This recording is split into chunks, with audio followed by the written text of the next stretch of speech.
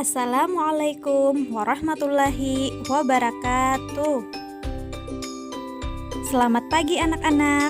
Apa kabarnya hari ini? Hari ini kita akan belajar tema 1 tentang organ gerak manusia dan hewan. Subtema 1, organ gerak hewan, pembelajaran ke-1. Anak-anak, sebelum kita memulai pelajaran, mari kita berdoa dahulu.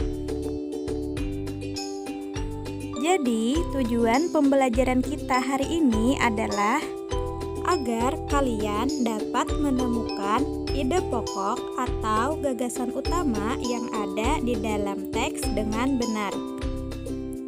Sebelum kita memulai pelajaran, apakah kalian masih ingat apa itu paragraf utama?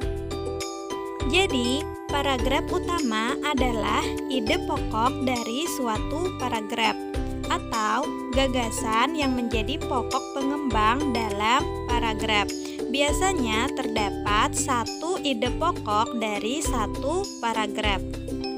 Ide pokok biasanya terletak pada kalimat utama. Contohnya, salah satu ciri dari makhluk hidup adalah bergerak. Secara umum, gerak dapat diartikan berpindah tempat atau perubahan posisi sebagian atau seluruh bagian dari tubuh. Makhluk hidup akan bergerak apabila ada rangsangan yang mengenai sebagian atau seluruh bagian tubuhnya.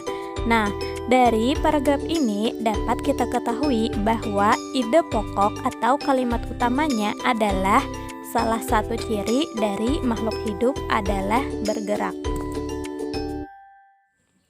Paragraf utama dibagi menjadi 3 jenis, yaitu deduktif, induktif, dan campuran. Sekarang, apakah kalian tahu apa itu kalimat pengembang?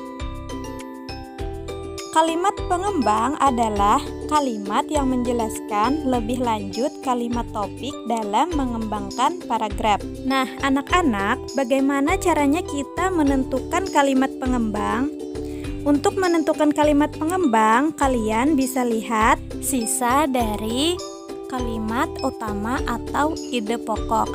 Contohnya dari paragraf tadi, karena ide pokoknya adalah kalimat utama, maka sisanya adalah kalimat pengembang. Jadi, kalimat pengembangnya adalah gerak dapat diartikan berpindah tempat atau perubahan posisi sebagian atau seluruh bagian dari tubuh. Dan makhluk hidup akan bergerak apabila ada rangsangan yang mengenai sebagian atau seluruh bagian tubuhnya. Sekarang mari kita baca organ gerak manusia dan hewan pada halaman 3. Organ gerak manusia dan hewan. Salah satu ciri dari makhluk hidup adalah bergerak. Secara umum, gerak dapat diartikan berpindah tempat atau perubahan posisi sebagian atau seluruh bagian dari tubuh. Makhluk hidup akan bergerak apabila ada rangsangan yang mengenai sebagian atau seluruh bagian tubuhnya. Gerak pada manusia dan hewan menggunakan organ gerak yang tersusun dalam sistem gerak. Organ gerak berguna untuk berjalan, berlari, melompat, meloncat, memegang, menggali, memanjat, berenang, dan sebagainya. Organ gerak pada hewan dan manusia memiliki kesamaan. Alat-alat gerak yang digunakan pada manusia dan hewan ada 2 macam, yaitu alat gerak pasif berupa tulang dan alat gerak aktif berupa otot. Kedua alat gerak ini akan bekerja sama dalam melakukan pergerakan. Kerjasama antara kedua alat gerak tersebut membentuk suatu sistem yang disebut sistem gerak. Tulang disebut alat gerak pasif karena tulang tidak dapat bergerak dengan sendirinya. Tanpa adanya alat gerak aktif yang mempengaruhi tulang, maka tulang-tulang pada manusia dan hewan akan diam dan tidak dapat membentuk alat pergerakan yang sesungguhnya. Walaupun merupakan alat gerak pasif, akan tetapi tulang mempunyai peranan yang sangat besar dalam sistem gerak manusia dan hewan. Otot disebut alat gerak aktif karena memiliki suatu senyawa kimia yang membuatnya dapat bergerak. Pada saat otot yang menempel pada tulang bergerak, otot tersebut akan membuat tulang bergerak. Jadi itu tadi teks yang berjudul Organ Gerak Manusia dan Hewan yang terdiri atas 5 paragraf.